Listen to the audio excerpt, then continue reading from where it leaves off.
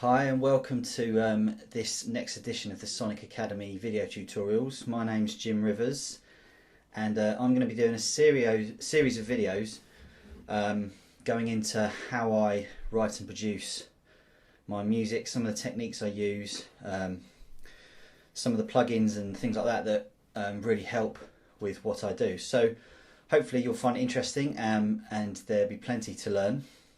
I'm going to be using two programs, Logic and Ableton, and the way that I work is I have Ableton rewired into Logic. So I'll start off by just very quickly showing you how you do that. Now basically all rewire means is that in simplest terms, Ableton runs off of the MIDI clock of Logic, so everything stays in sync, but Logic is the kind of the master program, if you like. So the important thing to remember when rewiring is that you always open Logic first and then you open Ableton afterwards. Now I've already got these open to save some time, but I'll show you how you set up how you rewire them together. So if you open up your mixer pane, scroll along, I've already got mine set up here, but what you would do is you go to Options, Create New Auxiliary Channel Strips. I'm just going to add one extra one here for now. The key thing here is the input. You can obviously change the format to stereo, as generally I guess that's what you'll be using.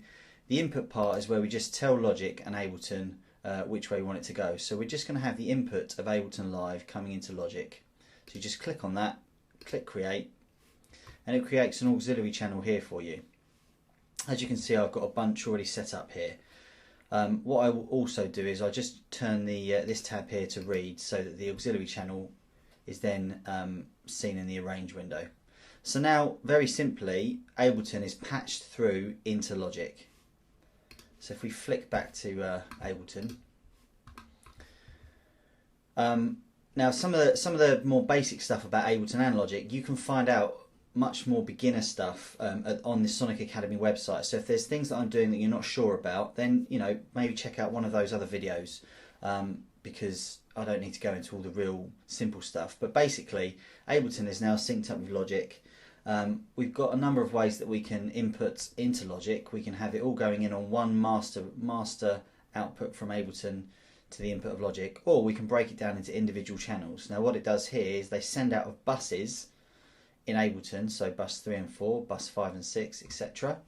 And this then comes into Logic on a number of different channels here. So the master mix, bus 3 and 4, bus 5 and 6. So ultimately what that gives you is control over individual sounds, and you can either manipulate the sounds using stuff in Ableton or Logic or both.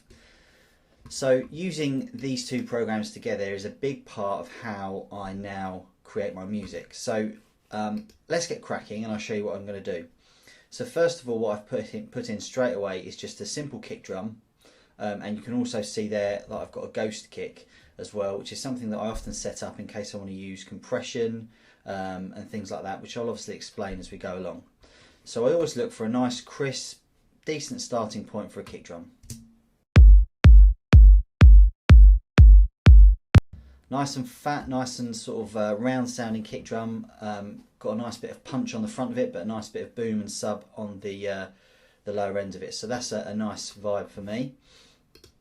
If I flick across into Ableton, you can see already here that I've got a few things knocked in. Now this track that I'm going to be showing you is a track I did a little while ago. I decided to break it down and bring it back to how I started it, and then build it up so you can see what I did. So some of the settings and things are already kind of partially set up, but that's good for this video because it saves me mucking around with all that sort of rubbish. So I've got a number of things here that I'm going to use. So for example, we've got a shaker.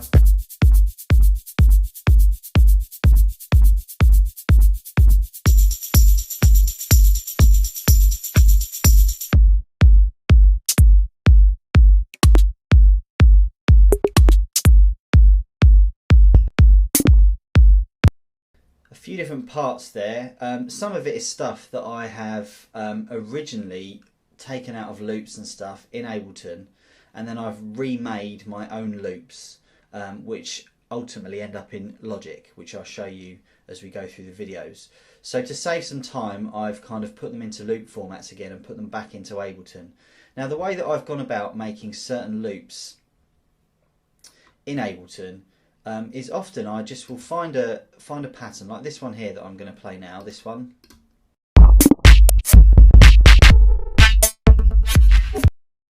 There's a lot of bass going on there. Let me just put a low cut on the kick just so we can hear what we're doing a little bit. There we go. Flick back into Ableton. So that glitch loop there, that's got a lot of really cool sounds in it, but it's also got a lot of stuff in there that I don't really want. Now originally what I heard in this sound is some of the little pops and stuff. So let's just have a little listen. I think one of these ones here is something that I use, so let's have a listen. Yeah, this bit here. What I'm going to do is I'm just going to highlight this individual sound by using the envelope. Now this is a tool I use loads in Ableton. Just a really simple way to just cut and splice out chunks of loops. Like this.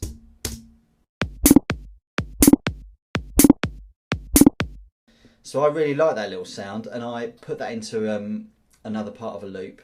I also liked other parts of this sound, and basically what I go about doing is I will dissect different parts from different loops or sound sources, whether it's loops that you buy from Loopmasters, for example, whether it's stuff I've taken off of vinyl, whether it's stuff that I've gone out and used with my field recorder, but often I'll put them into Ableton because the power of Ableton is its ability to kind of manipulate and be creative with that kind of thing, and I love it for that. So I just wanted to show you one of the loops that I would have got it out of. Now the one that it's gone into, I think, is this.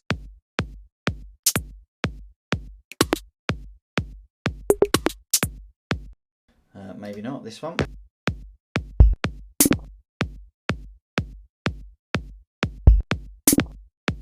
So you can hear these bits here are those like kind of almost like weird alien sound things, and other little bits that have been chopped in and out. Now I did all that stuff over, I don't know, over half an hour in Ableton when I was originally working on this track, and I try and pick out bits of loops rather than just take a whole loop. Now there's nothing wrong with taking entire loops. I mean, that's kind of what a lot of these companies make their loops for you to use, but the one thing I think is crucial is that if you just take all the loops, it's going to sound like everyone else. It's not going to sound fresh. It's not going to have your own identity and stamp on it, and you know, you want to stand out from the crowd. So we'll come back into Ableton in a little while.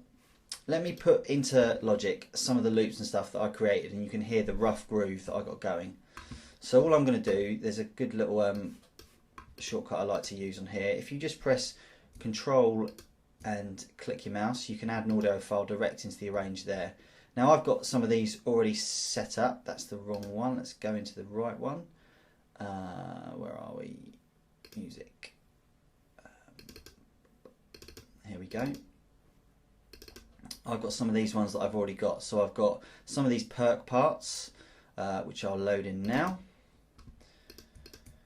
Using that shortcut again is a really nice quick way to directly put stuff in. Now you can do it other ways as well, but I quite like this one because it just allows me to drop it into the right channel that I want. Although I'm probably putting them in the wrong place at the moment, but we'll adjust that in a minute. Where are we? Clap. And another clap. That sounds like Carol Vorderman on Countdown. And a consonant, please. Double hat. Okay, let's just move some of that around. So I've already labelled some of the channels here. As I said, there's some stuff that I had pre-prepared because this was a track that I'd worked on before. So,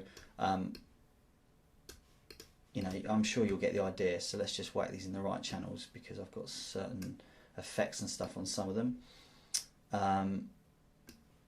Now, the process of using Ableton and Logic together, I've found has really changed how I write music. I don't know if many of you heard the album that I wrote for Intec. that was a real kind of changing point for me. I did a lot of stuff where I was being very creative within Ableton and finding it really, really useful and very powerful tool, really. Now let's just have a little go. So I've got a few elements here, have a listen.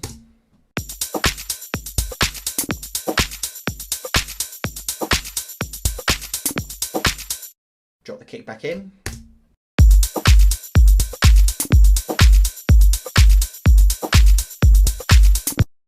So now you can see some of the little bits. You've got the little cutouts of loops that I've done here and here. Now they, again, all were taken from original stuff that I was playing around with, whether it had a vibe or a groove. It was all that kind of thing. So I've got my elements that I'm going to start building the track on here. I will go into, very briefly, start to go into some of the ways that I manipulate those sounds, some of the ways that I like to affect and develop my drums, and I'll start to show you how I added some of the melodic stuff and the vibes to the rest of the track. So check back for my next video where we'll take this track on to the next stage. Until then, I've been Jim Rivers and this is Sonic Academy. Thanks a lot.